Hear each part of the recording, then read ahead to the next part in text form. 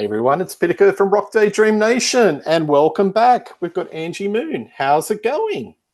Doing very well. Yeah, making a lot of progress on my next book, and the topic of today's show is going to be related to my next book. Well, the first chapter of it anyway. Fantastic. I'm really looking forward to that coming out. And we have spoken about this band and this album a little bit over the last 6 months or so. And, it's about time. It is time that we have a bit of a chat. So, we're going to be talking about an album that came out in 1969 called The Happy Prince. And it was recorded by a band called the La-Di-Dahs. Now, the La-Di-Dahs were a New Zealand mod band formed in 1963. You know, in Australia and New Zealand, we kind of know the La-Di-Dahs as being a bit of a blues band, a bit of R&B, a little bit of boogie, big in the early 70s. They had a guitar hero in the band called Kevin Borridge. But this particular album, Angie, is completely different. And it's one of the very sort of early, as you would say, type of concept albums and prog rock, wouldn't you say? Yeah, so what I noticed about it, I took some notes here. Yeah, it was like it didn't come out long after Tommy, and it came out before the Kinks' Arthur. It wasn't the first concept album, but it was the first from the Southern Hemisphere. So it was pretty groundbreaking in a lot of ways, and we have to keep in mind in those days the world wasn't so globalized then as it is now. So this is the brainchild of the keyboardist Bruce Howard and Trevor Wilson, who was the bass player. So they cited that Sergeant Pepper's was a bit of an influence, and like when they came out, that was sort of mind blowing for a lot of people that you could really what you could do in the studio. The sounds were kind of symphonic.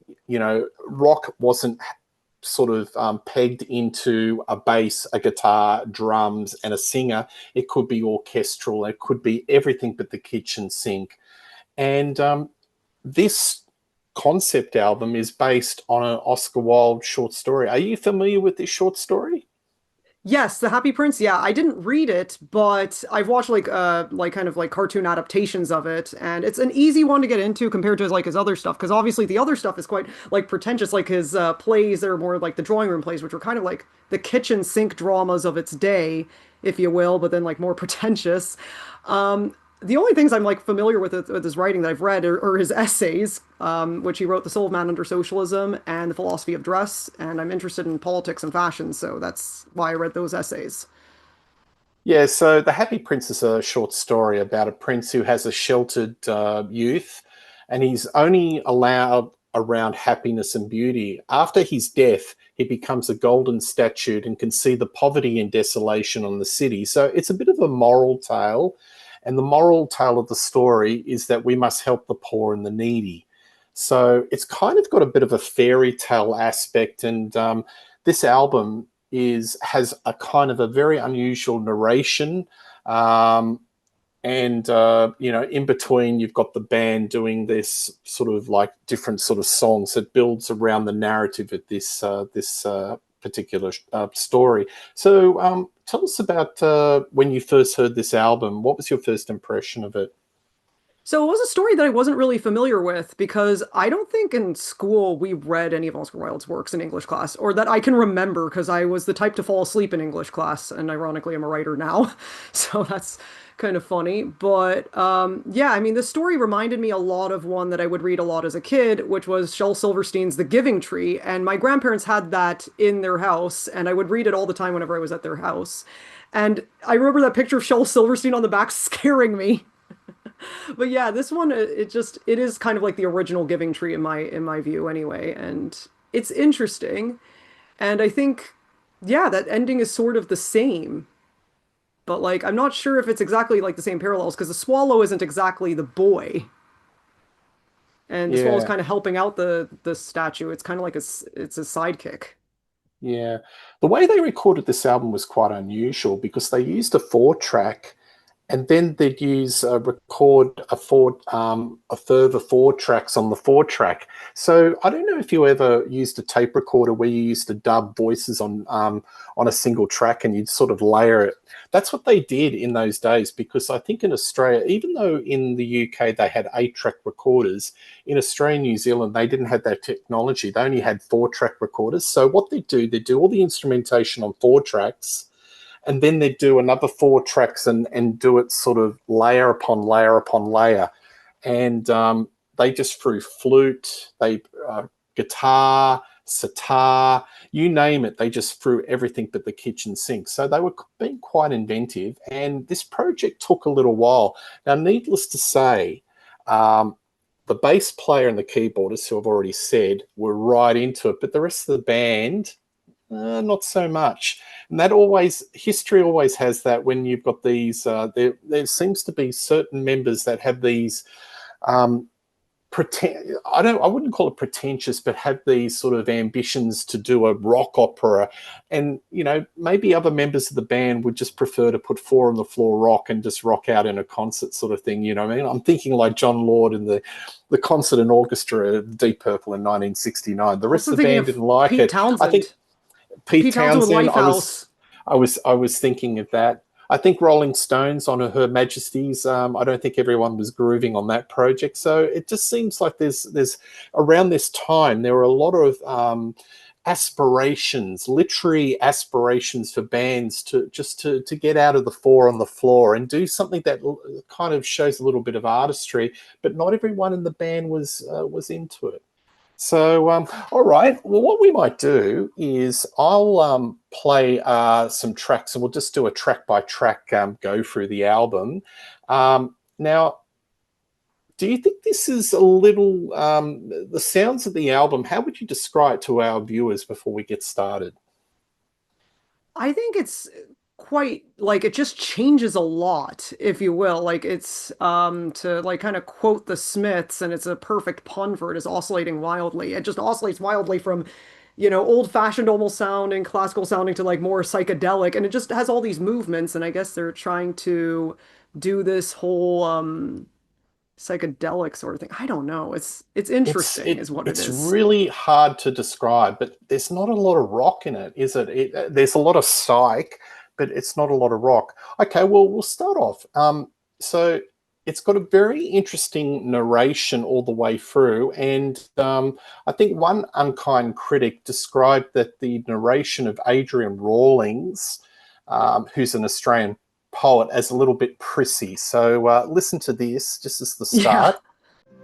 Wait a minute. For eyes, he had two bright sapphires, and a large ruby glowed on his sword hilt.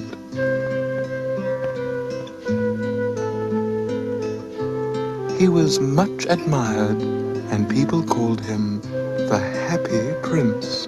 Well, as you can see, yeah, very unusual tones, very sort of English sounding sort of Yeah, it narration. definitely it sounds so affected, like it was put on like, okay, we need to just basically, I think the assignment was try to sound what you think Oscar Wilde would have sounded like, which he did not have an Irish accent. Like that was one of the first things to go for him when he moved to England was he got rid of his accent because it got him kind of ridiculed in Oxford. Yeah. So he wanted to fit in. Yeah, I actually personally don't like the narration because I think it really bogs it down. And when they did a Yeah. reissue of this album, they had two versions. The versions that are just the songs, and the original version, which is the narration and the songs. So every track has narration, and then it'll go into a song. So like we go into the first track, which is Covered in Gold. All right.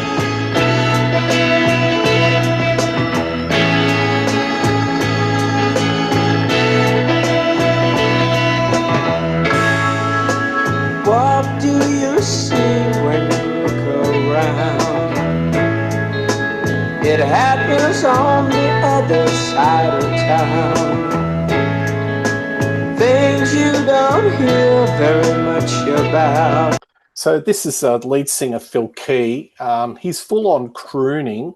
It's got a bit of a soul gospel psych sound to it, and I actually heard a little bit of Blood, Sweat and Tears. What do you think of this song, Covered in Gold?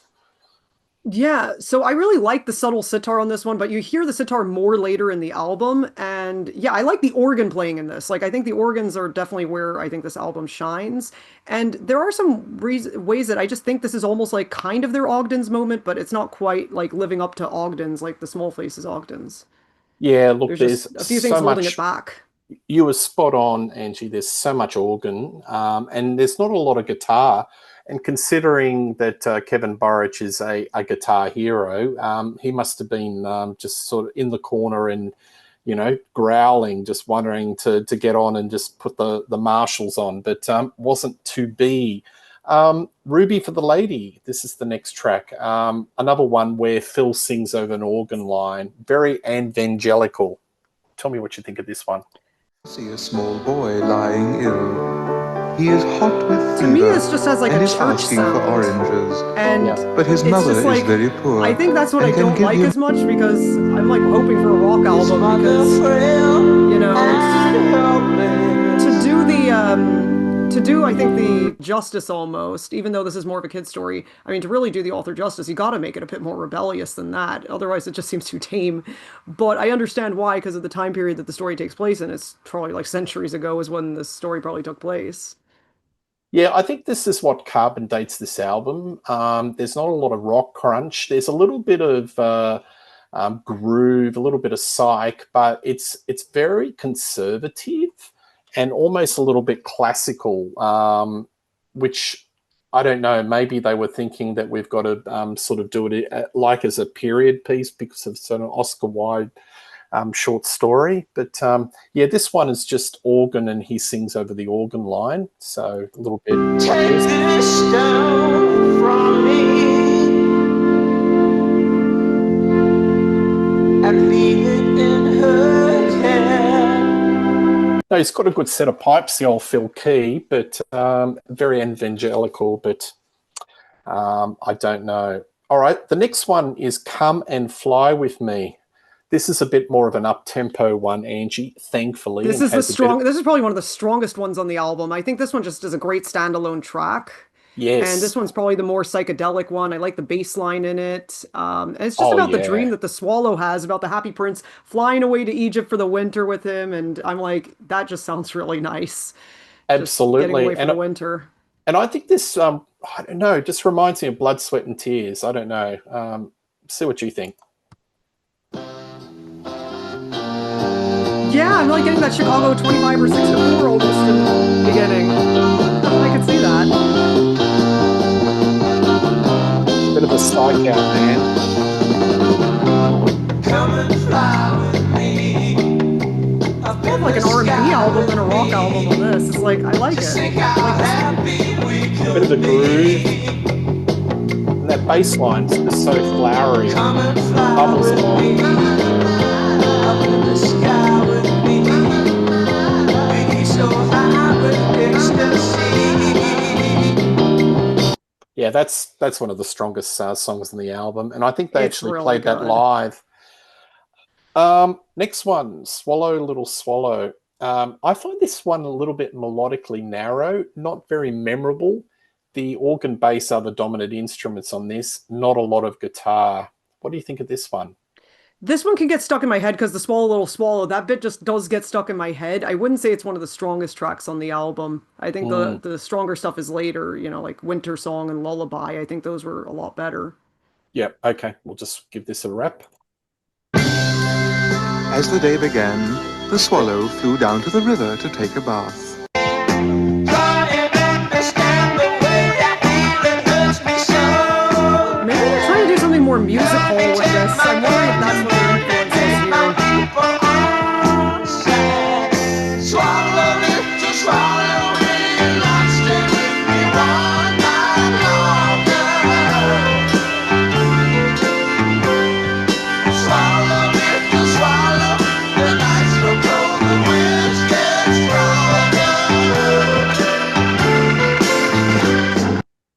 Yeah, I think the organ gets better right after that bit. The organ's pretty good after that bit, I think. absolutely. Next one is You Can't Take It Away With You. Now, this one is a little bit of a melodramatic one. The vocals are way back in the mix, and the band is just right up, pushed up. But this one, to me, the band don't sound like they're in synergy. It sounds like they're all playing separate parts, and they don't quite gel.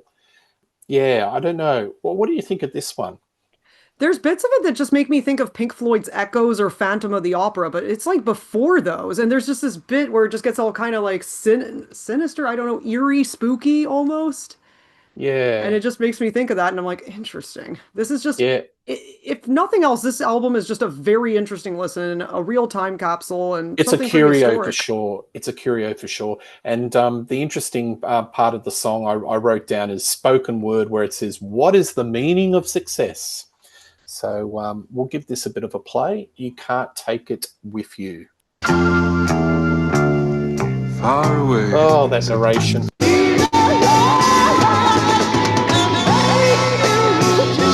Those vocals are so Steve Marion. I love that. I feel he's fantastic.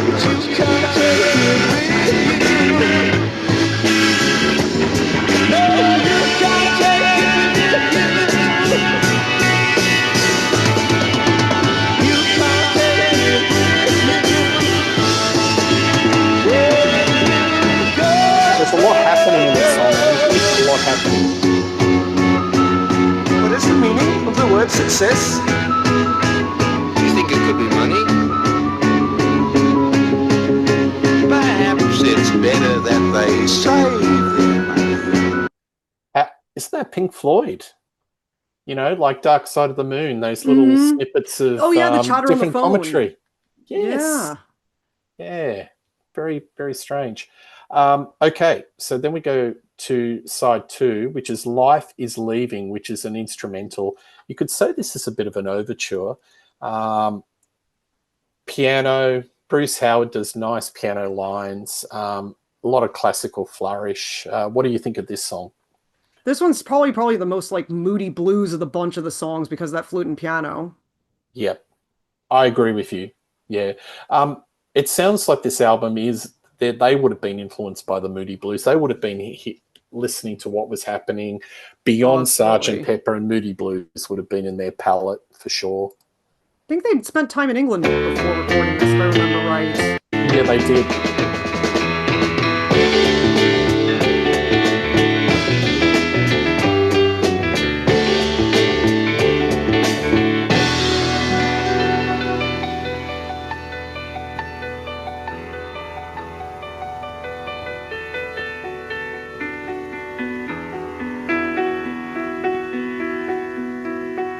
And then we've got Tales of the Nile. This is a piano-driven song. Got a bit of harpsichord. Again, it's kind of melodically quite narrow. The vocal line just follows the piano in a little bit of a sing-songy way. It kind of drones on a little bit. What do you think about this song? I don't know if the most memorable, but yeah, basically I wrote notes about the plot. So the Swall is just telling the story of his travels to Egypt to the gilded or to the blind statue, because now the statue's lost his eyes because he's helping the people in the town. And the Swall kind of just bonds with the prince and felt bad that he's now blind, so he's comforting him with the stories of Egypt's pyramids and deserts. And I Yeah. guess, yeah, that's basically the part of the story it's telling. Yep, absolutely. All right, we'll play this. But now the swallow never left his friend's side. I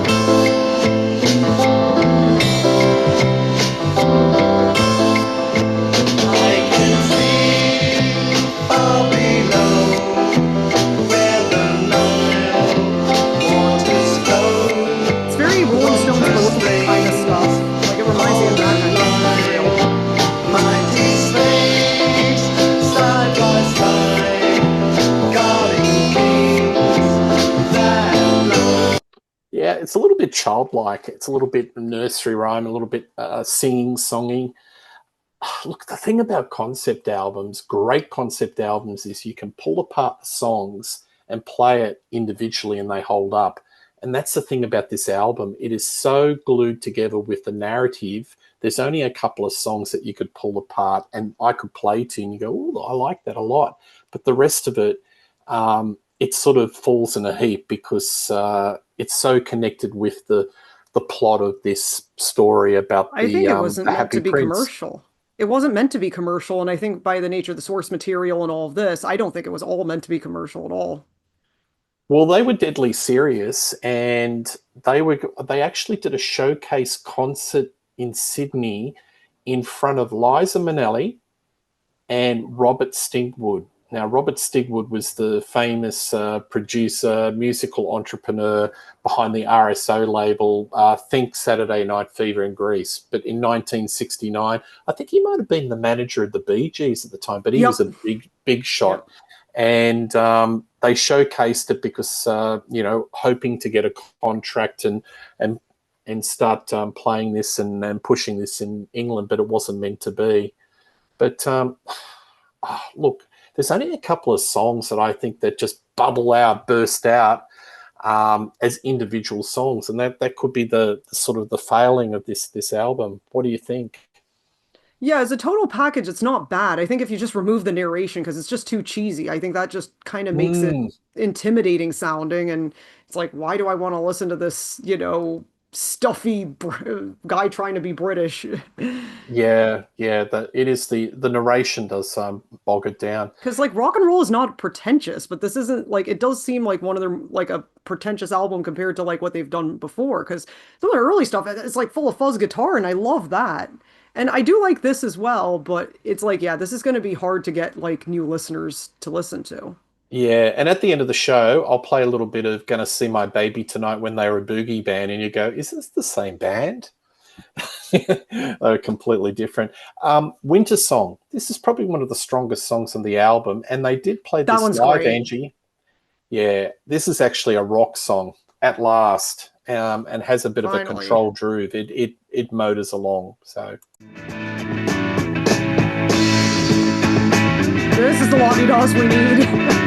yes, The gods they are let loose and there's war up in the sky. Mighty Thor versus Odin, but don't you ask me why. It's one of the great mysteries of nature's work, my friend. When the more it comes, then we'll pray so for the end of the world.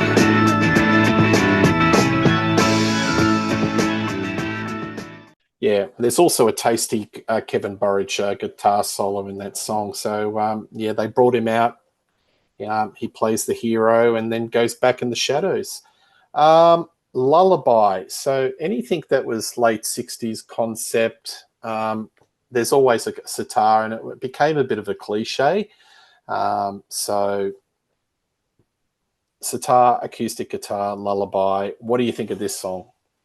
I'm always a sucker for songs with sitars in them, so I'm always happy to hear, oh yay, there's a sitar. And I think what makes me sad about this is, yeah, as the story goes, the swallow stays with the prince till the very end, suffers from the cold, and says one last goodbye to the prince. And this song makes me sad, and it makes me think back to when I was a little kid watching The Lion King, and then you see Scar dying, and I'm just like, shoot, I am just like, that was just devastating to watch as a kid, and it makes me think of that again.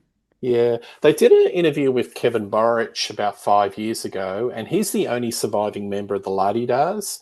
And he's still, I keep on saying he's been pushed in the corner and not doing any much rock, but he actually was quite favourable about this album, and he said perhaps they should have done a film or a cartoon or A music they should video have or really pushed something. that. I think that would have been a lot better if there was some sort of package. If it was a soundtrack to a movie, I think it would have made Yeah, more like sense. when you think about it, like Pink Floyd were all about the visuals, even early on, even in the Sid Barrett days. They had music videos then, and then in their Yeah. concerts, they would try to like license, videos from films and stuff like that, and they were very big on Mm, visuals in their concerts. I mean, Roger Waters, that's like the big reason people go. It's the huge draw is all those great visuals and putting a lot of, effort into that. It's definitely makes yeah. the album pop a lot more. Absolutely, but who would have thunk that a little known New Zealand band had the musical curiosity and ambition to do such a project like this? So full marks for them to do something, but it's just A for effort, like the effort is there. Like they tried absolutely. and like with what they had and honestly for what it is, for what it's worth, I think it's a pretty worthy listen, and I think it's something that, to understand the history of concept albums, I think it's important to listen to the earliest ones to understand it well. Yeah, yep. Um, Angie, are you familiar with those books? I think they're called 33 and a Third, and they're books Yes, the which, author of the one that's writing this actually commented on a blog post of mine because I do mention this album in songs that refer to like literature.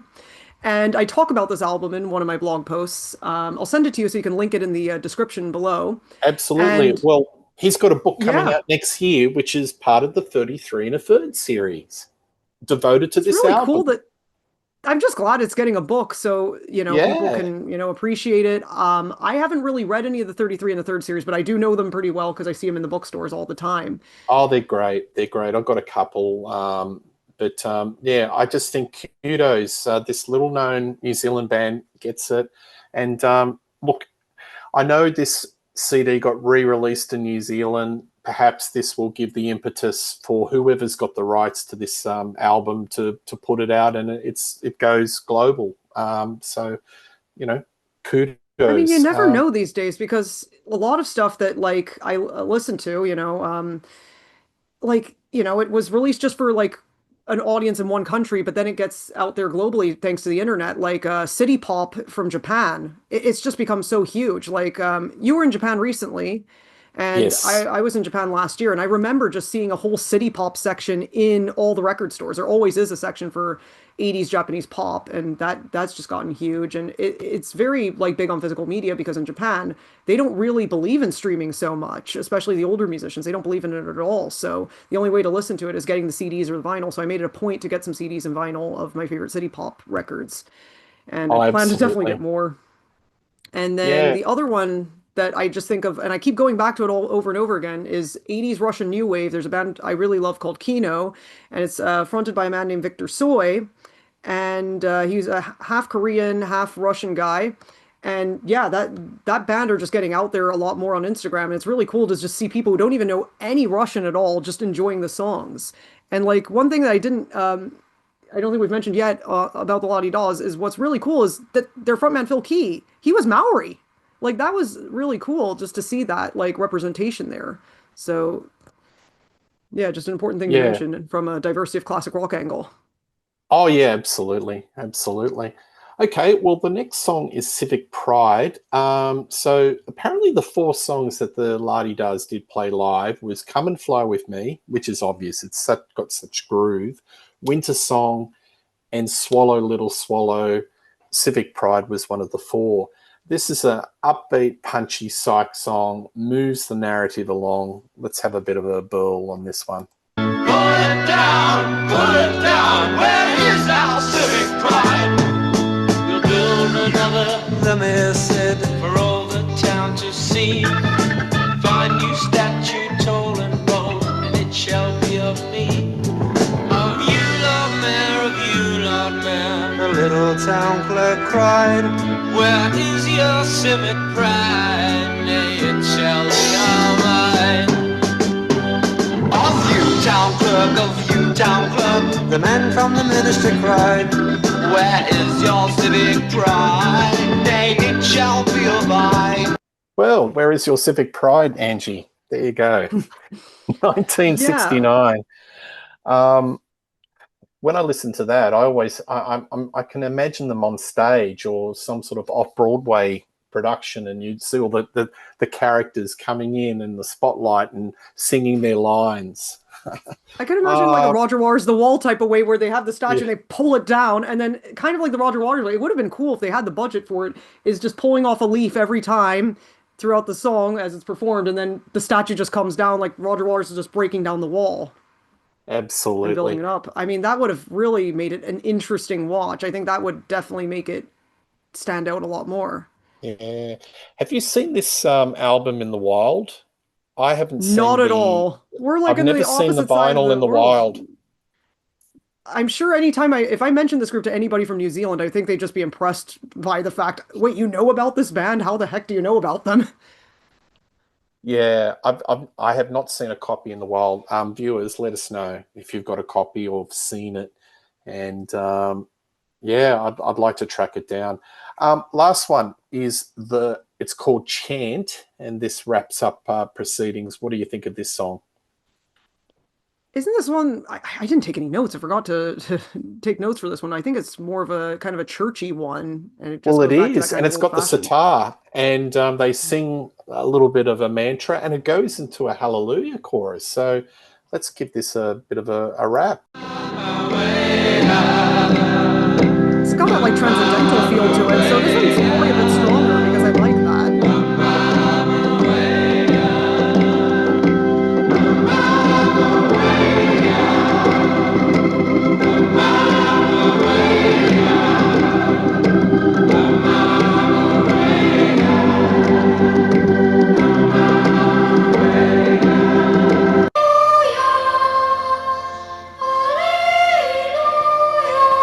Right at the end.